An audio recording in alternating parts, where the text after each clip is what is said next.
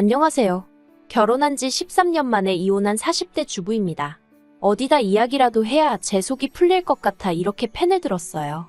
글재주가 있는 편은 아니다 보니 이야기가 두서가 없을 수도 있겠지만 그래도 한번 해보려고요. 남편하고는 서로 장사하다가 알게 된 사이예요. 저는 당시 시장에서 분식집을 했고 남편은 신발 가게를 했어요. 6살의 나이 차이에도 불구하고 금세 가까워질 수 있었던 건 남편이 저희 친정오빠랑 동갑이었거든요. 그래서 저도 모르게 장사하는 동안 의지를 많이 했던 것 같아요. 그리고 남편은 남편대로 그런 저를 귀엽게 봤던 것 같고요. 그래서 사귀자 어쩌자 말은 정확히 오가지 않았지만 점점 연인 사이처럼 발전이 되어가지고 그렇게 알고 지낸 지 4년 만에 부부의 연을 맺게 되었습니다.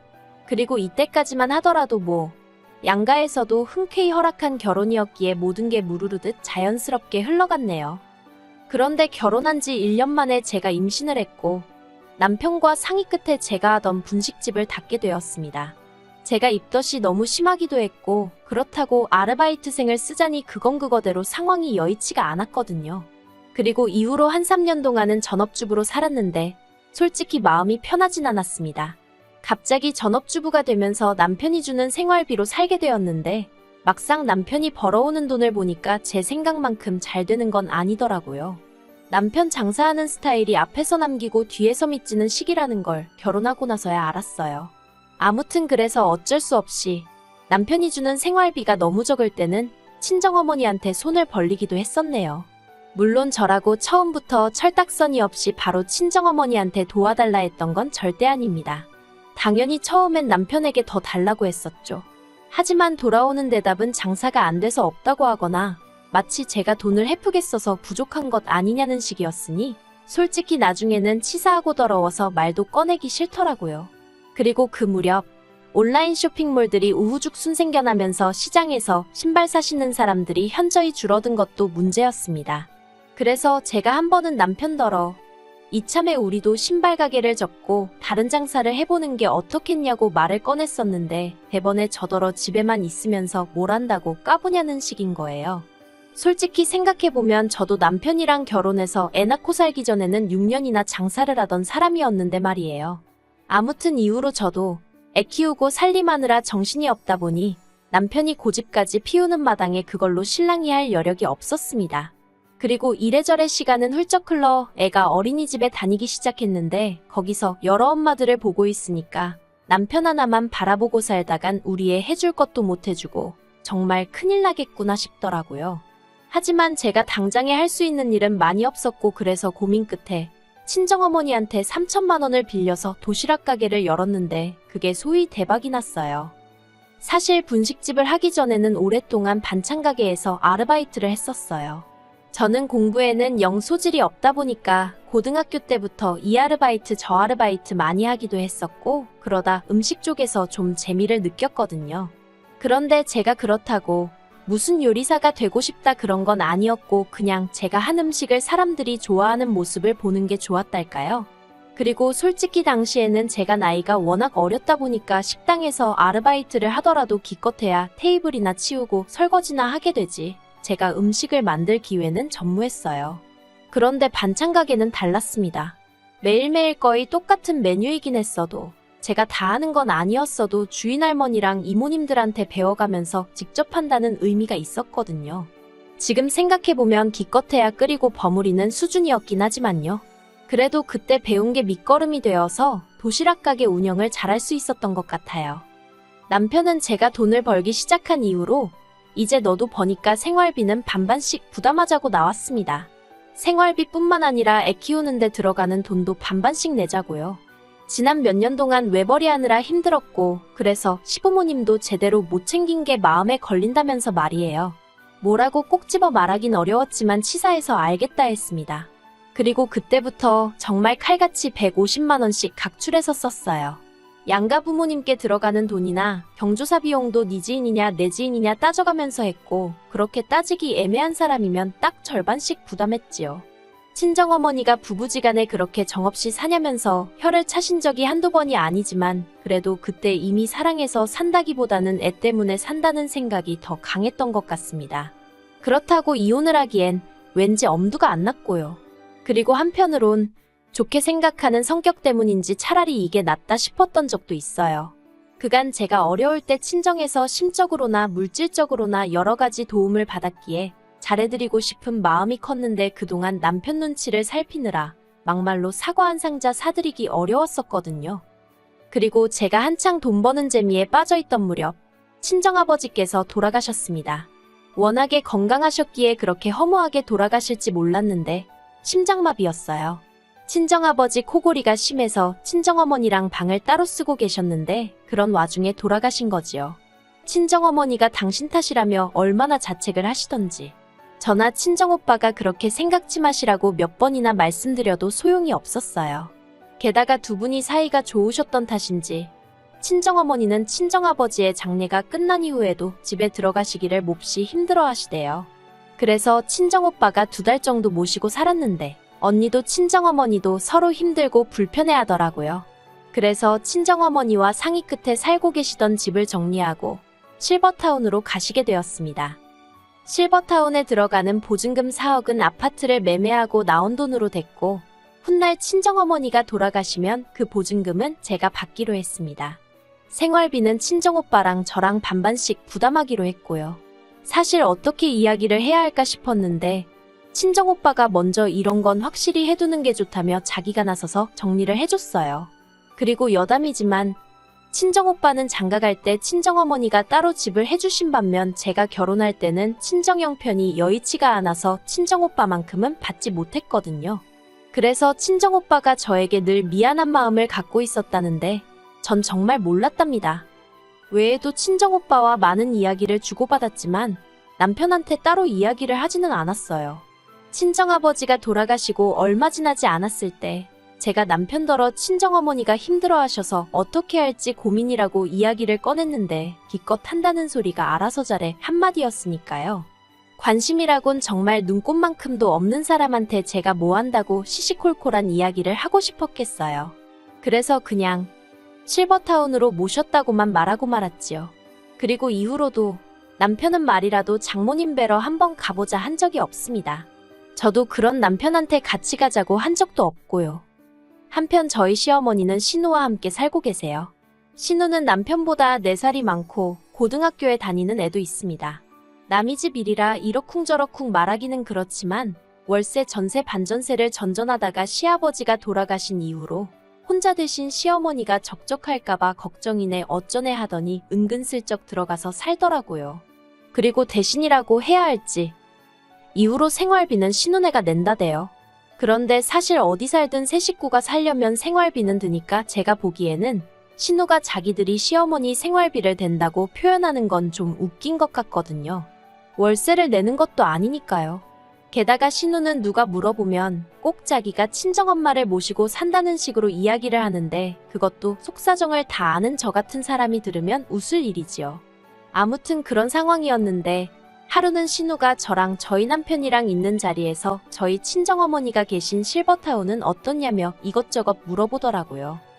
남편이야 뭐 아는 게 하나도 없으니 저만 보고 있고 그래서 제가 아는 선에서 가감없이 이야기를 해줬습니다. 보증금이 얼마고 시설은 어떻고 그랬더니 아마 자기가 생각했던 거랑은 많이 차이가 있었나 봐요. 그렇게 비싼 곳에 계시냐면서 한숨을 푹푹 내쉬더니 일단 알겠다 하더라고요. 그리고 저는 그렇게 그 주제로는 이야기가 끝났다고 생각했어요. 그런데 그런 대화가 오가고 얼마 후 신우가 또 만나자며 연락을 해왔습니다. 시어머니한테 실버타운 이야기를 꺼냈더니 좋아하시더라면서 한번 방법을 찾아보자대요. 인터넷 찾아봐도 되고 한번 가보면 좋을 건데 왜 나한테 그러나 싶었지만 일단은 알겠다 했습니다. 정말이지 이때만 해도 그저 저한테 뭐 더 물어보고 싶은 게 있어서 그런가 보다 했지 그런 이야기를 꺼내줄은 생각도 못했다니까요. 신우가 말문을 열기를 자기는 시어머니를 실버타운에 보내드리고 싶답니다. 그래서 제가 그러냐고 그러면 지금 사시는 집을 파셔야 하는 거 아니냐고 조심스레 물었어요. 왜냐면 어쨌든 저도 그 집안 며느리로 산지 10년이 넘었으니 시어머니 재산이 얼마나 될지 대충은 알고 있었으니까요. 그런데 재산이랄 게 시아버지랑 사시던 그 집 말고는 아예 없으세요. 땅이고 뭐고 그런 것도 없으시고 연금도 받으시는 노령연금인가 그게 전부라고 들었거든요. 그래서 집을 파셔야 하겠다 하니 신우가 대번에 얼굴색을 바꾸면서 그런 건 자기가 알아서 할 거랍니다. 그러니 저도 뭐 딱히 할 말이 없어서 그러냐 했지요. 하지만 속으로는 집을 안 팔고 무슨 돈으로 실버타운에 보내드리고 싶다는 건가 싶대요. 그리고 그때 신우가 전혀 예상치 못한 소리를 하더라고요. 자기가 알아본 실버타운 보증금이 5억인가 그렇다며 그걸 저희 부부더러 반 정도 보태달라는 겁니다. 어이가 없어서 집을 팔아서 보증금을 하셔야지 갑자기 그걸 왜 저희한테 보태달라고 하시냐고 그건 어렵다고 딱 잘라서 이야기를 했어요. 그랬더니 저더러 친정어머니는 몇 년째 실버타운에 모시고 있으면서 어떻게 그런 식으로 이야기를 하냐대요. 그래서 제가 이 사람한테 못 들으셨냐고 친정어머니 실버타운에 들어가는 비용은 전부 다 제 주머니에서 나왔지. 남편한테서는 이론 한 푼 받은 게 없다고. 그러니까 시어머니를 실버타운에 보내드리든 어쩌든 그에 관해서는 남편과 따로 이야기하시라 했습니다. 저랑은 상관없는 이야기라고요. 그러자 신우가 남편더러 너는 입이 없냐 왜 말이 없냐 진짜냐 따발총처럼 쏘아대기 시작했고 남편은 남편대로 저를 쳐다보면서 너는 무슨 말을 그렇게 하냐고 정색을 하는 거예요. 그래서 남편더러 내가 없는 소리 한 것도 아닌데 뭘 화를 내느냐고 할 이야기 더 있으면 언니랑 나가서 하고 오라 했습니다. 그랬더니 두 남매가 저를 어이없다는 듯 쳐다보길래 저도 왜요? 한마디 하고는 안방으로 들어가서 문 닫고 음악 틀고 있었네요.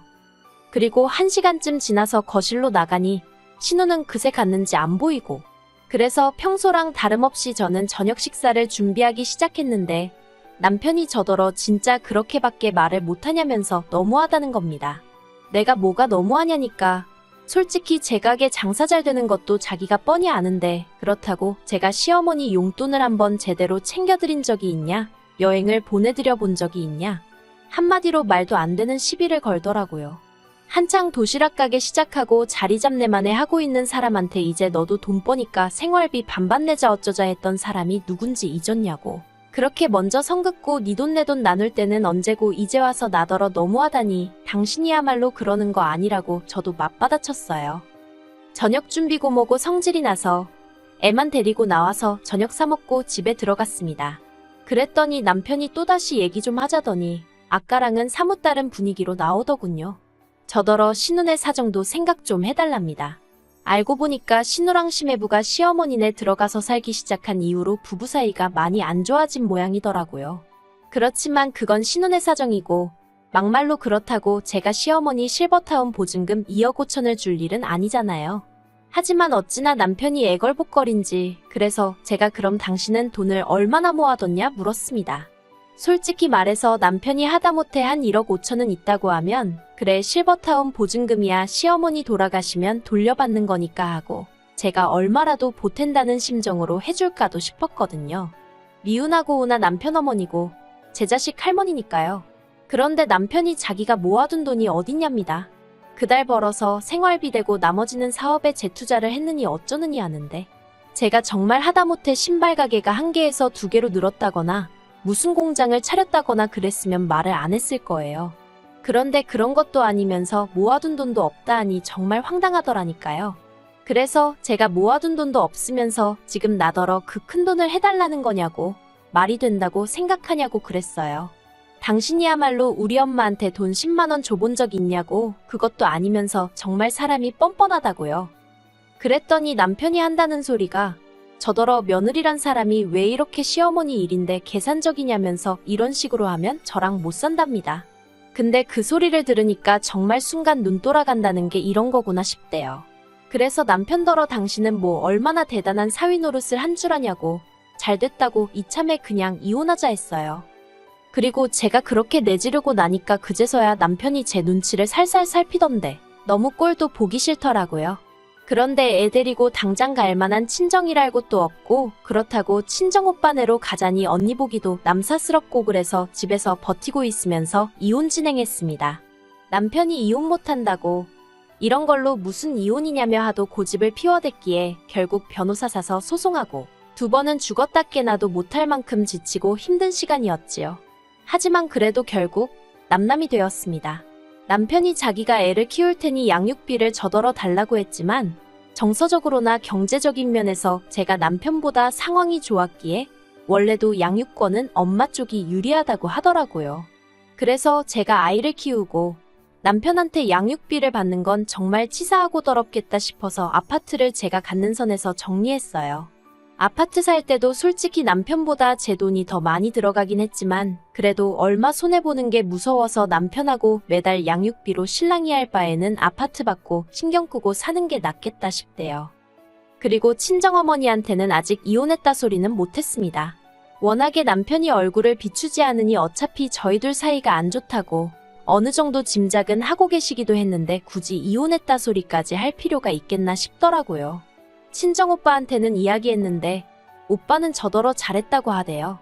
제가 괜히 애 때문에 참고 살다가 남편 뒤치다꺼리까지 하게 될까봐 걱정이 많았다며 그렇다고 오빠가 돼서 이혼하라 소리를 할 수도 없어서 답답하던 차였다면서요.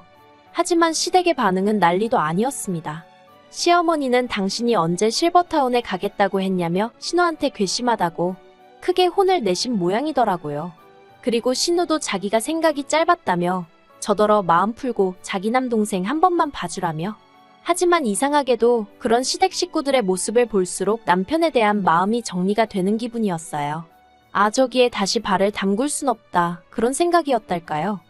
그래서 지금은 애랑 둘이 사는데 애가 철이 든 건지 제 앞에서 웬만하면 아빠 보고 싶네 그런 소리를 안 해요. 괜히 저랑 남편 때문에 애가 일찍 철이 든 것 같아서 미안하기도 하고 마음이 좋지 않습니다. 그래도 언젠간 애도 이해해주겠지요. 저는 앞으로도 계속 성실하게 제 일 열심히 하면서 좋은 엄마이자 좋은 딸로 살게요.